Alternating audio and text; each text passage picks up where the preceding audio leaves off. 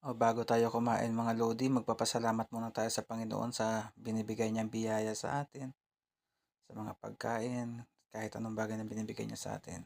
Okay, so kakain na tayo. At gutom na yan galing sa pamimigay ng pagkain. Ayun, kagat na.